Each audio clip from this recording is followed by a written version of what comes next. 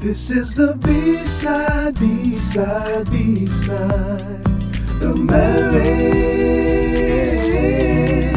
This is the B-side, B-side, B-side of marriage.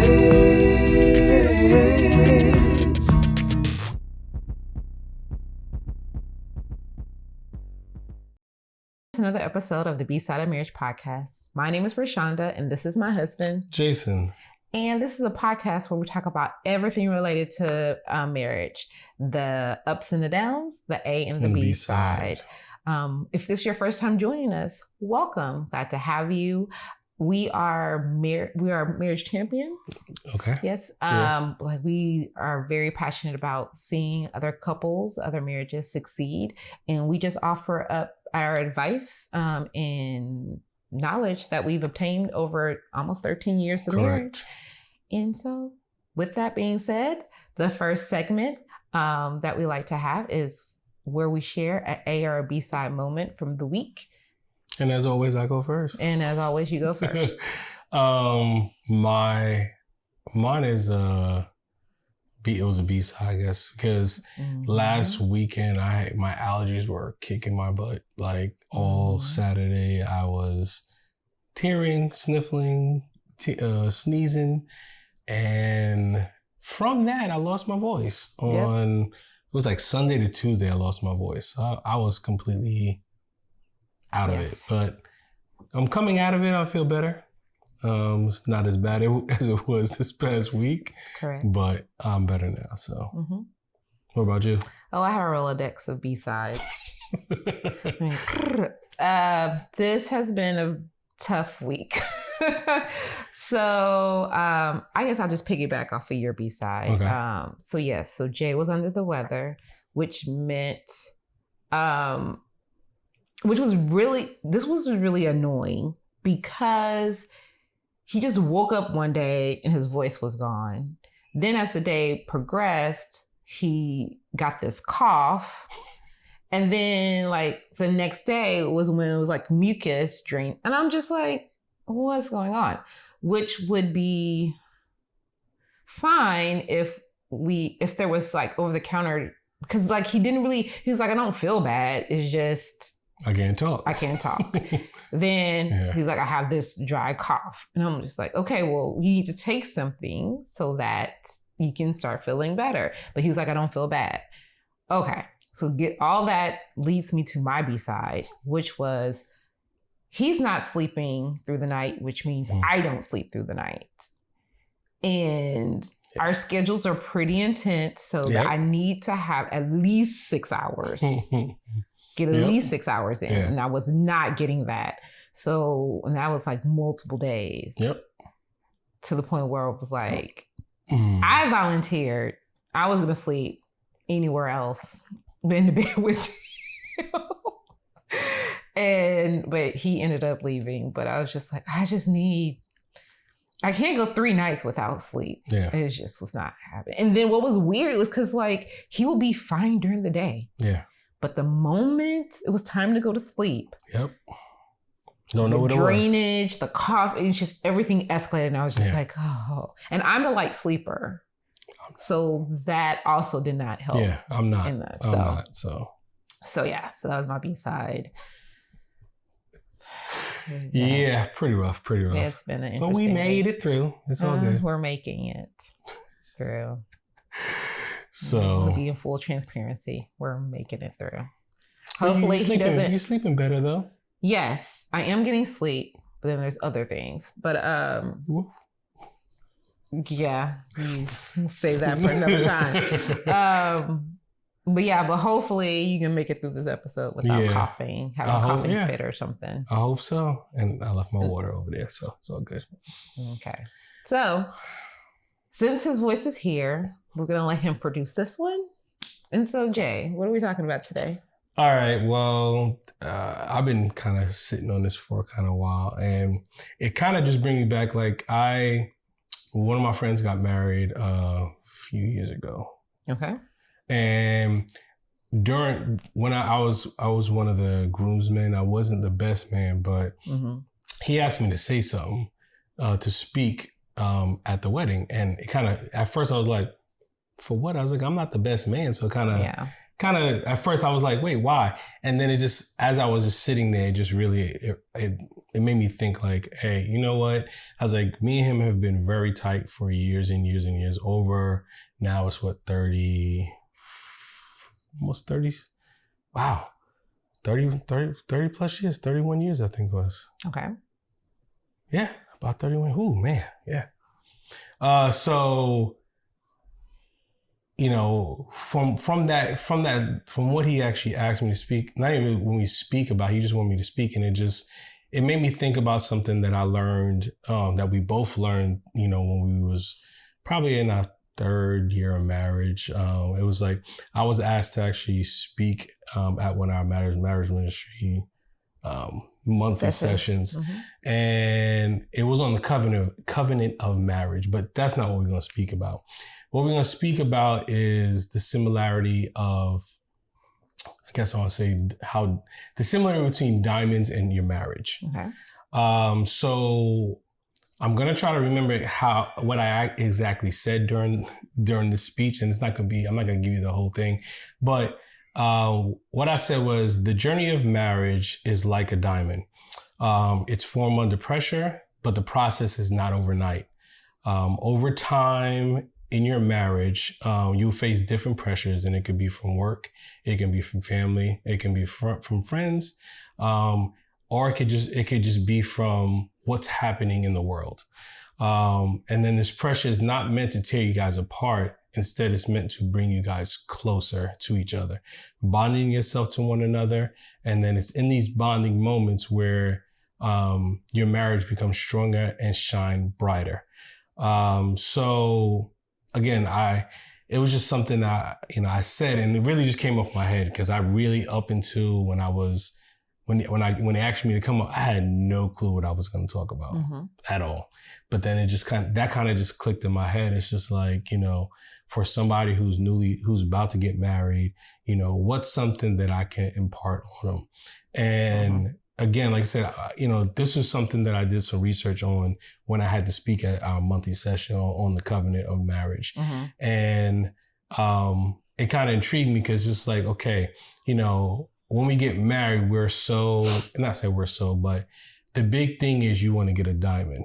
You want to get this specific type of diamond, a specific cut of diamond, and it has to shine. It has to, you know, it has to have all this clarity. It has to have all these little properties. I didn't, but go ahead. I'm not saying you. I'm not saying you. I'm just saying in general.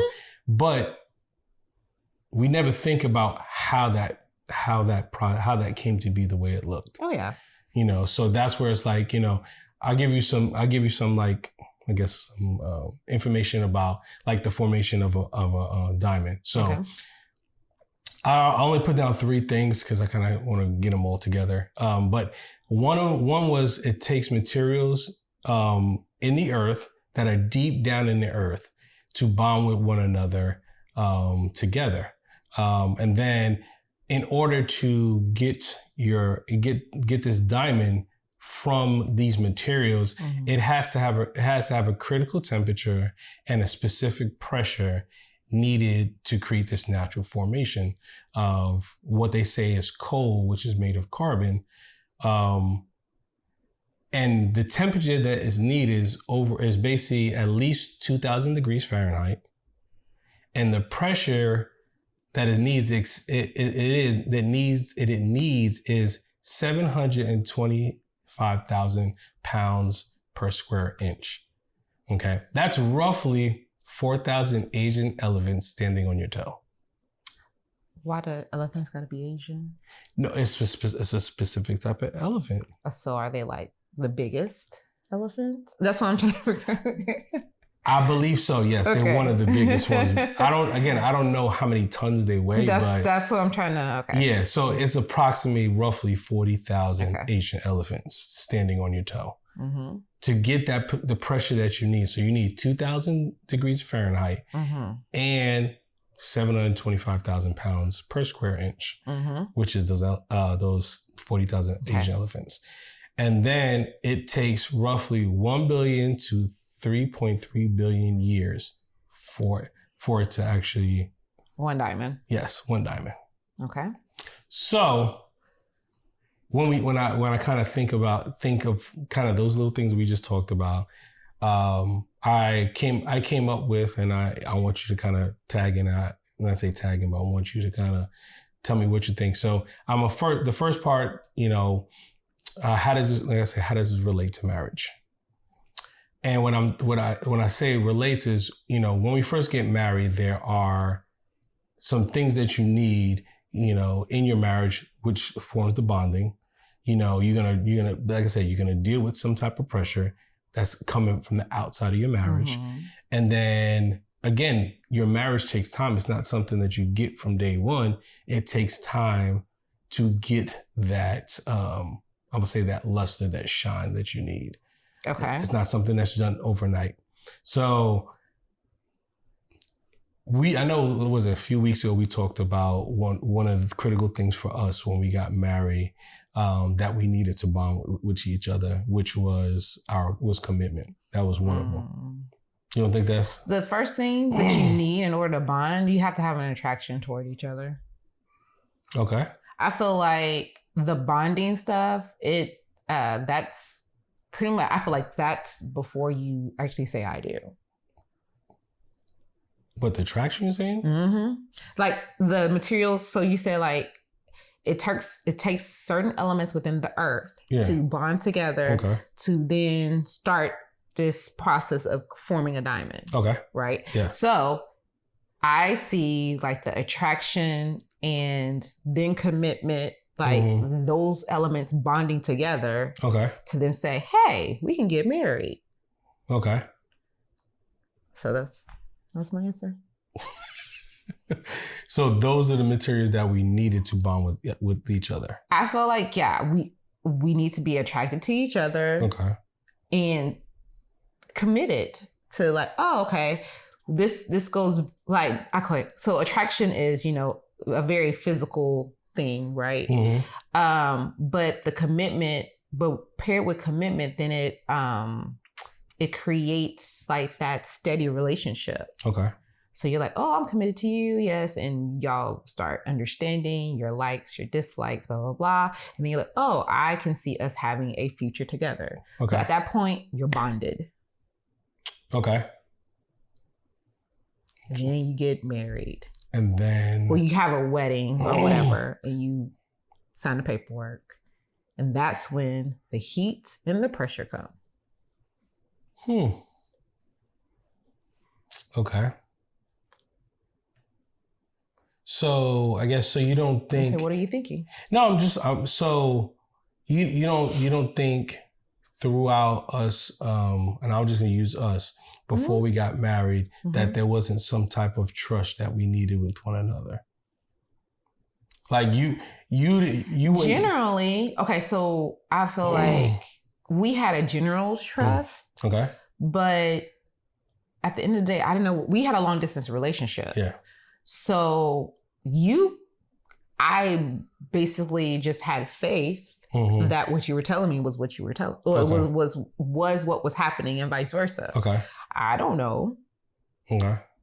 So that's why I'm like, I don't know if it was like true, like trust, because it's kind of superficial. Yeah. Because I don't really like. But being that we had a long distance relationship, you had to trust that what I was saying to you over the phone, that I was actually doing those things and not doing something else, I did. But that's what I'm saying. It's trust, but we weren't married. So even though, I was trusting that what you were telling me you were actually doing. Okay. But if I would have found out that was false, I could have been like, oh, well, you know what I'm saying? I still had an out. We weren't even engaged. No, I get that. So that's what I'm saying. So it's like, you have to have some level of like trust in that person, but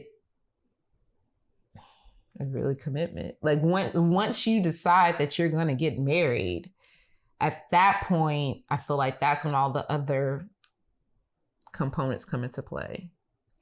Okay. Because there's certain things like, okay, so yes, I got to be able to trust you. Mm-hmm. So when you did ask the question, I could say yes. Mm-hmm. Like I felt like, yes, we have to respect each other so that I could say yes. Like there are other little things that needed to be in play for me to say yes to your proposal. Okay. But I still had an out because we weren't married. Okay. So that's why I feel like these are elements that are needed for your relationship, but they don't get bonded until you say I do. Okay. Because that's when things are official and you cannot be easily broken. Okay. At that point is when the pressure and heat come. So you don't feel that after we said I do, there was other materials that got added to the bond we already had that continued to add pressure on it like that? Yes, that's what it said. Okay. Once we said I do, then the heat turns up. Okay. So you said, okay. Okay. That's when the heat and that's when the pressure. Okay. That's when, because I mean, you have your family. Yeah. Comes into play for real. Like they might have been making some noise during the wedding or whatever, but now y'all are a unit. Mm-hmm. Now you have to set the proper boundaries. Okay. On your family, on your friends. Yep. Because you're going to have that because your friends only know you as the single person. Correct. No, you're right. You're right. So you're going to have that outside pressure. Okay. But like, oh, we're going to hang out and you're not coming? Like, oh, so now you married, you can't come out. You gotta get wifey's approval. Like, it's all that stuff. Okay. So you have those pressures and then even work. Okay. And we had that, but we had that going into the marriage. Correct. Of being, of layoffs, and we've dealt with layoffs quite often. More often than I would have liked. But yes. So we've dealt with that, but we even not necessarily to the extreme of layoffs, we've dealt with numerous work stresses. Correct. Dealing with promotions, dealing with passive aggressions, microaggressions, like all that stuff. We've dealt with that, and that definitely impacts your marriage. Correct.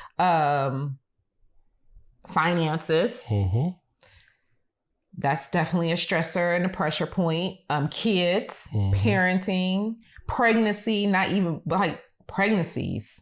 That's a whole, like that puts pressure on your relationship prior to the kid even getting here. Yeah. And that's like, so that's why I feel like and then even back to the family. So you also have to decide how you want your marriage to show up. Correct. To others and who you're going to allow to speak into it and whatever. That's a good point. When it comes to family, most think that, now that we married, when y'all having kids. It's like instantly. No, like and so that's what we have to set firm boundaries. Correct. No, but like, listen, we'll start our family when we're ready to start our family. Correct. Because y'all not going to take the kid. Even though they probably would have, but yeah. Maybe. Yeah. With one, they definitely would. But not with all three we had, right? Yeah. So we had set guidelines. Like we were not, you cannot pressure us. We'll let y'all know when it happens. Yeah. But yeah, because we want to travel. And we want to actually get to know each other as husband and wife before inviting another person into our life forever. No. So that was something that, that's often a pressure because families think that, this is how we did it. Yeah. You guys need to do it the same way. Correct. Even about like where you're going to live. That could be. Yeah. Like we were, I think we were just like, because we didn't get married when we were like young, I felt like we were both in a good position to be like, this is what we're gonna do for us. Yeah, like we were very independent and firm in what we wanted to do. Everybody outside of yes. Mm-hmm. So we were not easily influenced. That's true. I should say by external people, and so that allowed us to be like, listen. We're going to live here in Texas. Jay's from New York. Yeah. And then there was even questions about holidays, even before we had kids. No, that is so true. we had to deal with that. So that's what I'm saying. That's why it's like, as soon as you say I do, it's like, that's when the heat and the pressure just comes. Yeah. Mm-hmm. No, you're right. So do you think, I guess you made a good point about the materials and then those other things being more the pressures. So I guess something that I read about intimacy. Yes. That is another pressure that you can experience after you say I do. And I say this because it's something that I didn't know prior to that. You know, I always thought intimacy was just physical. Yes. I didn't know that there were other ways of intimacy. Yes. You know, being emotional, experimental, spiritual. Is that it? I think that's it. Okay. There might be another one, but whatever you say. So with having to learn, we're having to learn not say extra, but to actually kind of extend our repertoire, not repertoire, but extend what that meaning is and learning what that is and being able to incorporate that in our marriage and understand that it's not always just about the physical. That was a pressure too. Mm-hmm. So yes, sex and intimacy, it is another form of pressure, another form of heat. Because you also have those who, you have the purity movement. Okay. So those who are very religious, I shouldn't say I'll speak for myself. I was taught, don't have sex because you're going to have kids. Okay. Don't have sex because you'll have kids. Don't have sex because you have to save yourself for your husband. Okay. So other than that, that's all we're taught about being a physical, sexual person. Okay. Just don't do it. So so you can grow up having a negative connotation associated with sex. Yeah. Or just associated with those feelings and those emotions as you're growing up, and your body and your hormones are all coming into play, and you don't know how to handle it because if you have any thoughts, any kind of feeling, you're like, oh no, the devil is in me. Yeah. I'm going to hell. And so you have all this like negative just feelings and stuff associated with it. But then you say, if you're able to save yourself to, until you do get married, then it's like, okay, now you're married. Have sex. Go have fun. Have that connection with your husband. How? Be fruitful and multiply. Yeah, how? You done told me it was bad all this time. All my life, you've been telling me sex and all these emotions and all these feelings, all these hormones, they're wrong. They're of the devil, basically. Mm-hmm. And then now you're telling me it's okay to do it? And go make babies for us. Yeah. Yes. And what does that mean? What does that mean? So having to have that conversation, first of all, you don't even know how to have a conversation because you were not taught. I was like, to bring up sex in church was sacrilegious. Yeah. Oh, do not do it. So it's like, so then how are you supposed to now talk to your husband about it? Mm-hmm. And be open. Be open with it. Yes. And then because you really haven't talked about it, you don't really know how to have those conversations. Right. Yeah. And then if you do get married and you're not a virgin, you still have that negative connotation associated with sex. So I might have did it before we got married, but that ain't something I'm talking about. Like, I'm not, I'm not making a big deal. And I did it. It wasn't the glorious, the beautiful thing that it could be. Yeah. Wasn't necessarily with that because it was just an act. Like you said, it's just the act of it, the physical component of it. Correct. It didn't equate all the other things. Correct. So you have to work through that. And then that's just like, it's just pressure. Because then you have high, low, High, low, what? What is it? High, low, oh man. The people who wanted more. Okay. So higher desire. There we go. I want you to get. I was trying to find the term. I was like, I see it. I can't grab it. I got it. Okay. So there's higher desire, lower desire. Okay. And then also with like, so it's like you not wanting to be obligated. Like lower desire feeling like they have to be obligated to satisfy the higher desire. Mm-hmm. Higher desire feeling rejected. Like that's a whole thing. Yeah. Yes. While you're married. Okay. So, right. So yes, that is another pressure point. All of it. Okay. Well, I guess do you think are there any other pressures that you face after you say I do? I know you said finances. We kind of said finances, but as a pressure, I guess why would you say that's a huge pressure? Okay. Like, where do I begin? Well, I mean, because it depends on like how you guys are going to manage your finances. Okay. So you take it there. You're going to have to identify who's the saver, who's the spender, like who's going to be good at managing that. However you guys decide to manage it. Okay. How are you going to do that?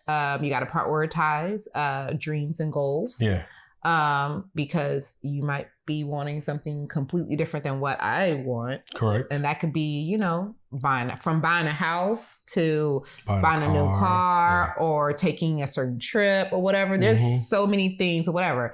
Especially like if one's more into fashion than the other, and then if one's a sneakerhead, like it can go as small or as big as whatever, but having to prioritize those, that is crucial.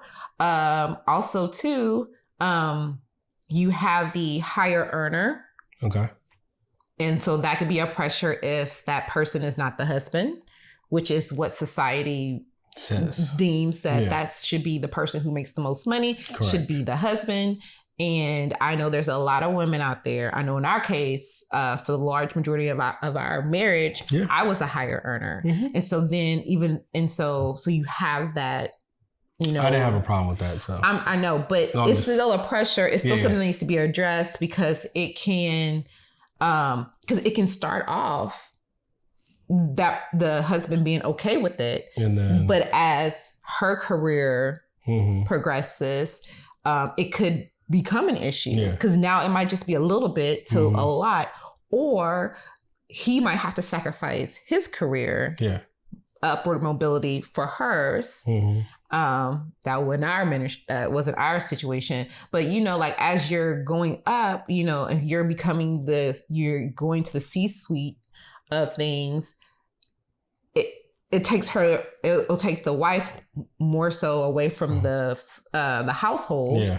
Then the husband will have to, step up in that regard. So then he might not be able to take the promotions that he wants. Okay. So so it can show up in many ways. Yeah. So I kind of say this because if I wasn't okay with that, I don't know if we would be married to this day with you being the higher earner. And I say that just because literally after we got married, I was out of work for 17, 18 months. Yep.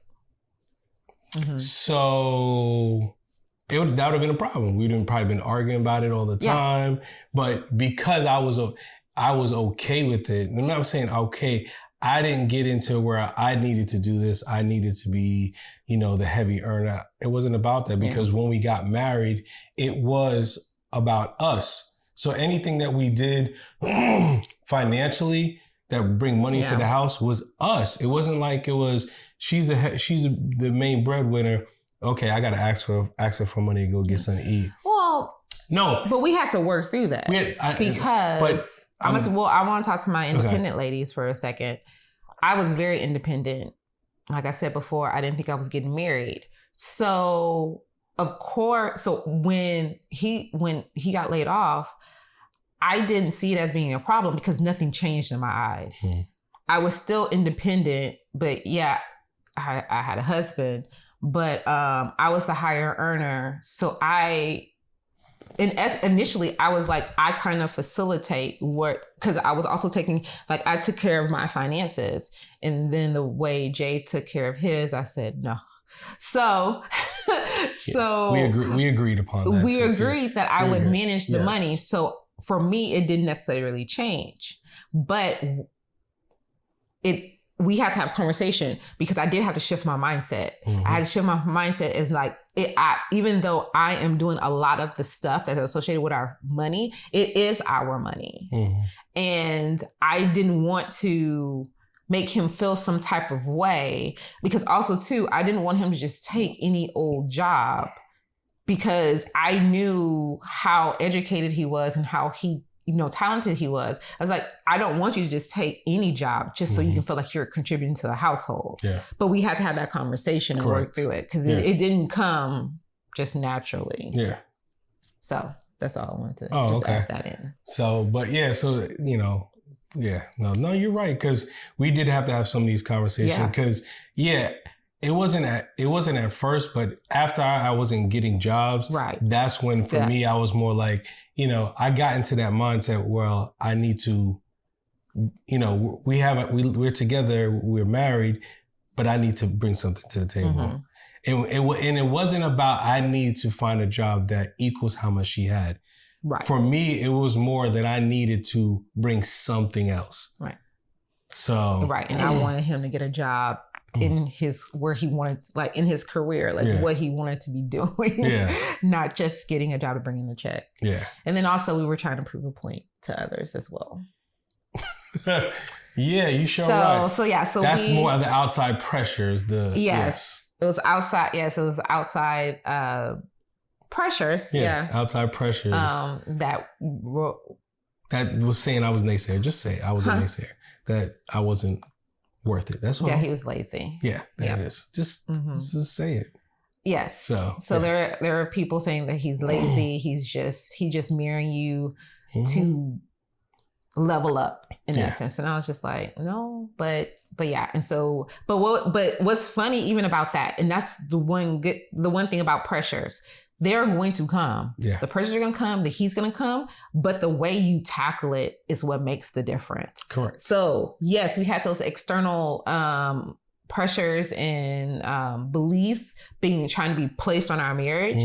But what we did, we got closer together and we figured out, how are we going to tackle this? Yes. And that's why, because we're both competitive too. So it just kind of worked. We were like, oh no, y'all can say whatever you want to say, but this is how it's gonna, this is how we operate. Exactly. And so then we were able to, that's why we were able to, like, I didn't even realize it was that long until we were just talking about it. I was like, oh, that was a long time. It was. But yeah, we managed it. It was fun. But just kind of like what she said, to kind of piggyback, it's in, like I said earlier, when I first started talking about what I said at the wedding, it's those pressures that are going to bond you guys together. And that's where you have to have these conversations. You have to talk about these, because you guys, like one of the things that we've done, we haven't done over the pandemic, but we always had a plan for the year that we wanted to do, like a goal. We had goals that we wanted to do. Yeah. If there was, not temporary, but short term and then long term goals. So we always put those in place every year so that we have a direction of where we're going, rather than just letting the days come and just, dealing with pressures as we have. Because as long as you set that goal, those pressures aren't going to be as impactful if you don't have already a plan.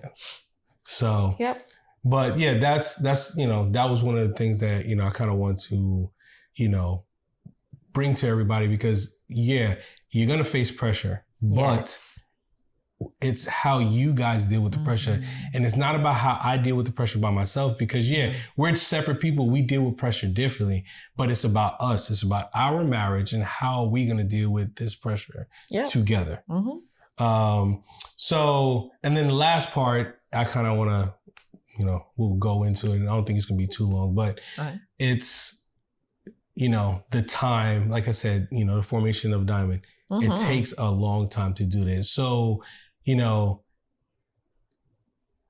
there's no, I guess I'll put it this, there's no timetable of how long it will take for your marriage to become that diamond. Correct. Because it's a process, and every single day you're working towards that. Mm-hmm. You know, and it's, you know, when I say you're working towards that, it's like after a diamond gets pulled out of the ground, mm-hmm. it's not a diamond. Mm-hmm. You have to start cutting stuff away from it to get it. That's where you get the cut, all that stuff, the clarity, because they're cutting it. You're cutting it specific to, you know, what it needs to be. Yep. So in our marriages, we go through those times where we're removing things, we're cutting things out, because if we're not removing those things, all that's doing is hurting us. So we remove those things. It's keeping us from fulfilling our purpose. Correct. Correct. So, you know, but yeah, that's something that, so, you know, when I know it's probably easier said than done, but when you get married, it's a long-term process. Yes. It's not something that just happens. Yeah, I do. Cool. We're good. We're a diamond. No, it takes time, and you guys got to continue just to work through it, through the pressures and grow. Yes. And grow. You have to continue to grow. You cannot stay stagnant. Correct. You have to grow, because there's always things to be learned. Mm-hmm. Oh, you're right. There's always things to be learned. About each other and yourself. Exactly, and yourself. Yes. So I guess that's all I had. Is there anything else you think you can think of? I'm just glad we're nearing 13. Yeah. We're blessed. We have had. Oh, you know what? I want to add another pressure. Okay. No, I just thought about it, because one of the things that we've experienced in our marriage was a lot of loss. People in our family dying. And that brings grief. It brings a lot of pressure into your marriage. And the thing is, people don't really think about that. And when you said that, it just clicked. It's that having that pressure is that can hurt your marriage, or it can make your marriage stronger, depending on how you guys deal with it together. Mm-hmm. So now you can go ahead. I'm sorry. Because you already know I'm not gonna touch that. No, I'm not. That's why I'm not going too deep. Yeah. I just wanted to say that part. So yeah. No, but what I was just saying, so I didn't think I was gonna get married. So when we did get married, you say, you know, to death do us part. Yeah. But you really don't know what that means. Correct. So our marriage definitely looks better than it did day one, year 3, 5, all of it. So I am just excited to see how our marriage matures and us continue the cutting, because the cutting never stops. Correct. No, it never stops. The severity of the cuts do. Like that, that varies. Yeah. But the cutting is always going on. Correct. So. No, that's correct. Yeah, that's all I had. All right. Well, once again, we appreciate you guys listening and watching. I always forget what it is. Be sure to follow, like, and subscribe. We are on YouTube. If you're watching, you can also listen to us on Apple Podcasts and Spotify. Correct. Follow, like, and review. Leave comments. Yeah. Let us know that we're not out here by ourselves, because sometimes it feels lonely. But we hope you guys enjoyed. The handles are at the Bside of Marriage, and then at Bside of Marriage. It's Instagram. That's what I'm saying. Instagram is at Bside of Marriage. Yes. So, anyways, until next week. Peace.